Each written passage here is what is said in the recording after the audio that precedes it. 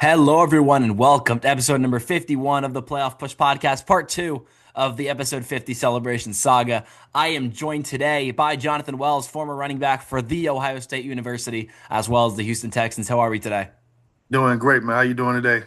I'm all good. I'm your host, Jack Dobbins. I didn't even mention my own name, but we are leading off with a halfback who played incredibly at both Ohio State and in the NFL level. But you grew up actually in River Ridge, Louisiana. You overcame a lot of, personal challenges at a young age. And then you went to John Curtis Christian and you won three 4A state championships. My first question to you is going to be, how did playing at such a powerhouse of a high school really help you get that high expectation championship or bust environment that helped at Ohio State and with Houston? Oh, it was invaluable. I always like to say that I went to the greatest high school in America. We have 28 state championships in football alone to back that talk up. And we started like a run of, we won 14 out of 19 championships from my junior year. Holy For the, cow. yeah, it was insane. So yeah, I'm very, very proud of John Curtis. My high school coach just became the winningest football coach in American sports history this year with 622 wins. So and then they just put me in the Hall of Fame there in 2023 as Look well. at So that. yeah, man, I take a lot of pride in my high school, especially being out of it's the school is in River Ridge. I grew up in Shrewsbury, which is about 10 minutes from there, about 3 minutes from Holly Grove. If you know Lil Wayne or any of those guys, Yeah, I of grew up course. three minutes away from those guys, but my school was in River Ridge. Yeah, Wayne, one of the greatest ever. I mean, playing at the high school level and just being so dominant in the sport, 14 out of 19. Like what that's like what, 70% ish? Yeah, something Somewhere crazy. around there. Yeah, something Holy crazy. cow, man. Yeah. And that you were the first Louisiana born player to suit up for Ohio State. Is that correct? Absolutely, definitely the first Cajun Buckeye. Put that on the map, and take a lot of pride in that as well. Taking my talents up to Columbus, and I had a ball up there. How do you think that the Louisiana identity really helped shape your not only your personal self, but your ties to Columbus up in Ohio State?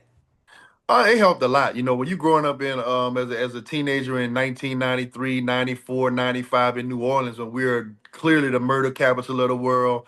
There's so much stuff going on in the city of New Orleans, partying, drugs, whatever. But being able to stay focused, man, have a great home base with my parents. I got to give a shout out to my parents, Deborah and Kenny Wells. They did a great job of just being a great parents and getting me to John Curtis as well, because I didn't know anything about John Curtis. But they approached us, and my parents made it happen, man. It was the biggest blessing of my life, and they definitely had me ready for Ohio State when I got there. I was fully prepared. I stepped on campus as a grown man, and I represented from the time that I got there. And it's not easy in the slightest to go to a school like Ohio State. I mean, you got to have some crazy work ethic, some crazy, motivation. How would you describe your high school years on the football field that really helped you push towards that Big Ten legacy? I have to give credit to number one, JT Curtis and the coaching staff, but also I had one of the best strength coaches in high school. His name is Tommy Moffitt. You probably know him. He's a national championship at LSU, national championship at Miami, national championship at Tennessee as the head strength coach. So this Whew. was my strength coach in high school. So the things in the workouts where we were doing power cleaning, power snatching, guys in high school were not doing that. You know what I'm saying? So when it came to the second and third quarter, bro, we were out the game for the most part. 'Cause we've already put in our work. We worked hard, man. We had a real program, and it started with the weight room and the work ethic, man. And that's what allowed me to be able to play at Ohio State and the NFL for sure. Any certain, workout in the gym that really helped you make that push? Of course, you were running back, logically leg strength. So I would assume it's something in that general like squat, leg press premise. Was there any like that you think really you stood out? Yeah, I mean, I was a squat guy. I know I squatted There we go. like I think they got me on the local news squatting like 600 pounds one time. And then, but my favorite workout was actually the power cleans. I love power cleaning, Oh the boy. hip explosion, like that made me so explosive. It was crazy. And pulling the sleds on the field. We used to pull the weighted sleds, the whole length Absolutely. of the football field. So I was just so much bigger and more explosive than everybody in high school, pretty much. When I go back and look at my tapes, I'm literally double the size of most of the linemen out there. Yeah, you were what, 6'1", Yeah, I was I about believe? 6'1", 230, 225 pounds coming out of high Sheesh. school. Yeah. Look at that. Yeah. Not quite Brandon Jacobs level, but definitely, above the average. Usually, I was 5'11" the Derrick territory. Henry before the Derrick Henry. Let's That's what put it I'm that talking way. about. There we go. There we Yeah. go. So then you went to Ohio State, as I mentioned, one of the best. Actually, I have to tell you, I don't know if you saw my pillow in the back. Incoming freshman at I PSU. love Penn State. I love First of all, Penn State is my favorite stadium, away stadium to play at. I love Really? Penn. Yeah, all the environment at Penn Over the State. big house. Oh, absolutely. Insane. Wow. Yeah, Penn State is insane. Now, mind you, the big house they had 100 and what, 12,000 in there my Something last like game? that. Something or Yeah, other. but it was quiet in there because I was in there putting it down, so they wasn't talking about nothing when I was on the field. But yeah, it get rowdy in there too. But Penn State, when they had LaVar Arrington and Brandon Short and Oh, yeah. Courtney Brown, oh my God, terrible day at the office. Terrible Oh, day. I bet. Yeah, speaking of Michigan, I mean, you got to play in that game 4 times. It was like the biggest rivalry in college football. Was there a certain moment in any of those Michigan games where you just fully understood how much the rivalry meant to not only Ohio State, but to Michigan as well? I pretty much knew it from the jump, man. You know, the good thing about it is when I came as a freshman, we beat the brakes off them at home. So when I came in on the winning side. So I never really cared about Michigan. You know, I know they had this stigma, Ohio State, we couldn't beat them in the 90s at Michigan. I didn't care about that. Like literally my second carry as a true sophomore in the robbery was a 76-yard run that I got caught on the 5 yard line. I didn't score, and Tom Brady came back to beat us. So yeah, imagine that. So I carried that for 2 years until I went back up there my senior year, and I only played one half. Most people don't know that I only played one half with 129 touchdowns, 129 yards, 3 touchdowns in the first half. I didn't even play the second half. I played one play. So that was my 200-yard day. So that day is still bittersweet to me because I was actually about to break records that day. 200 plus yards, 4, 5 touchdowns. There was nobody in there that could tackle me, and it just was what it was. That was going to be the next question. How do you think that game really shaped your legacy, especially if you'd played all the way through? It made my legacy. I mean, that's really all I can stand on. You know, my career at Ohio State was cool. It was good.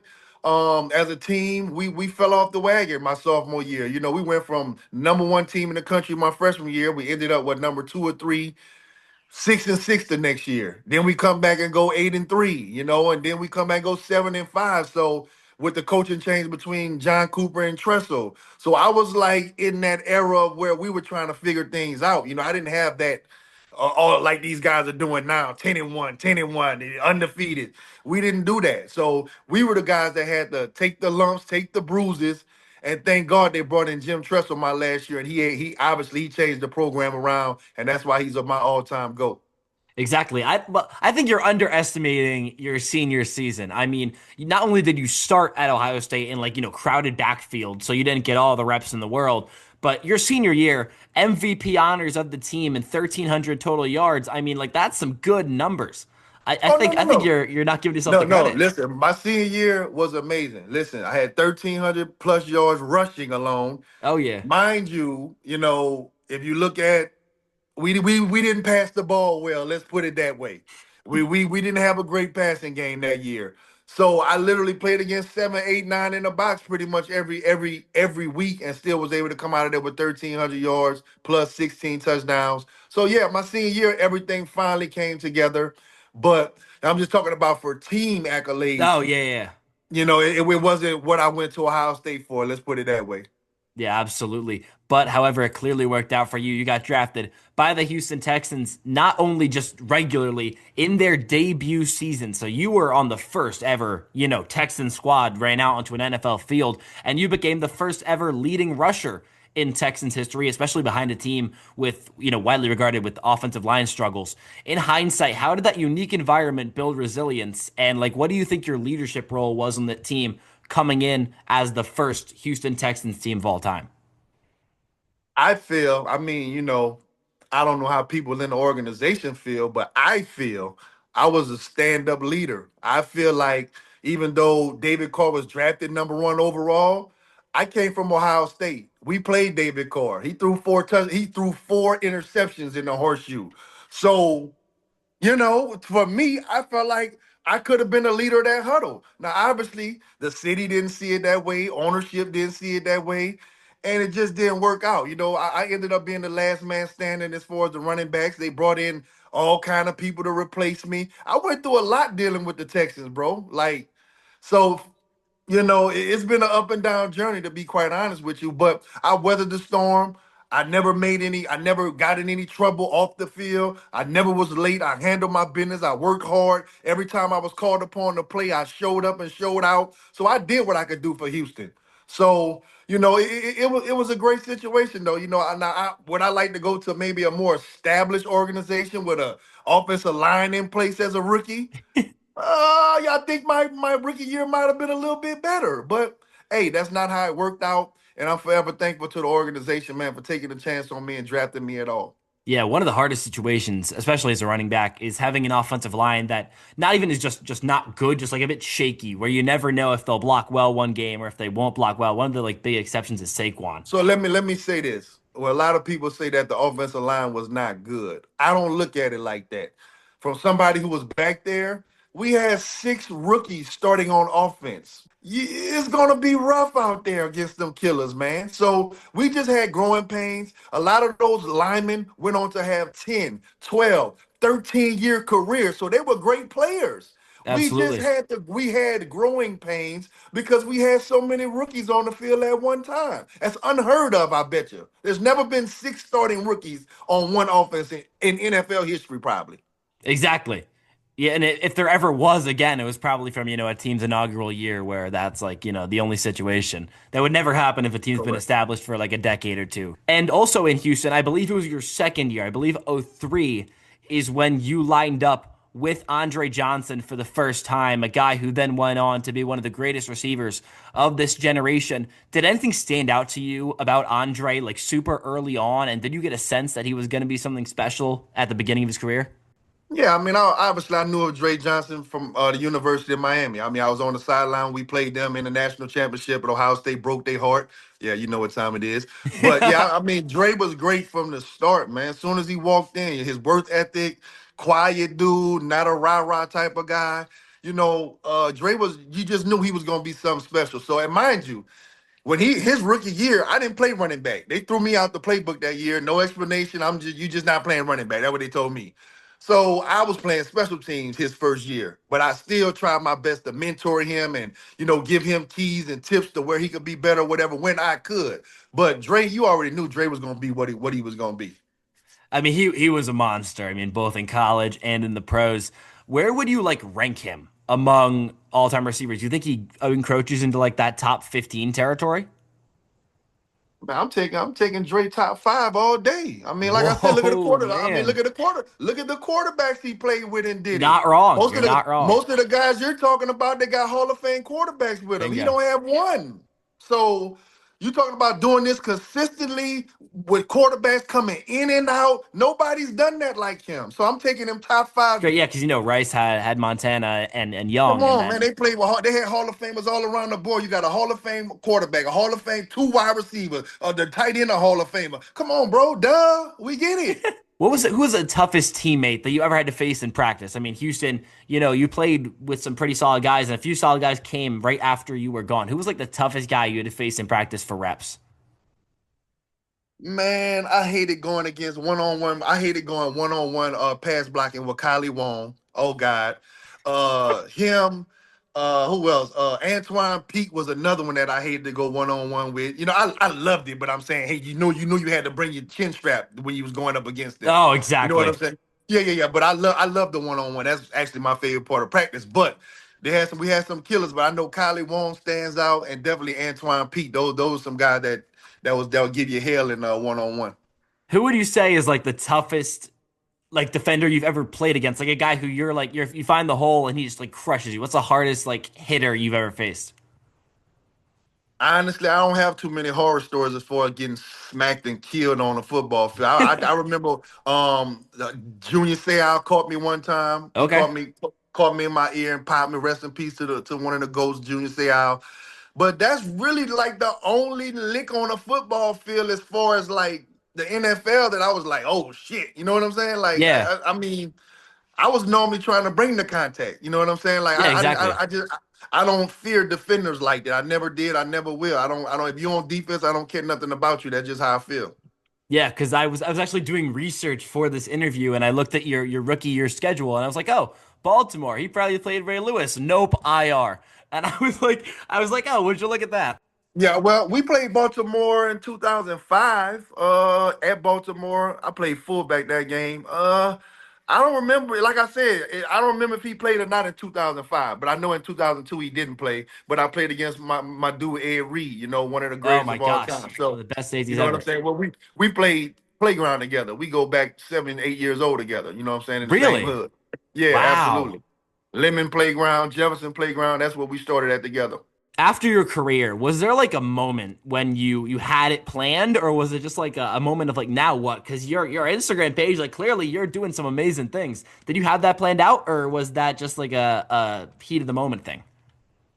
Oh no, my after NFL career is good, but it's tragic. Like I said, my NFL career did not end how I wanted it to end. You know, my decisions, nobody else. I don't blame nobody but me.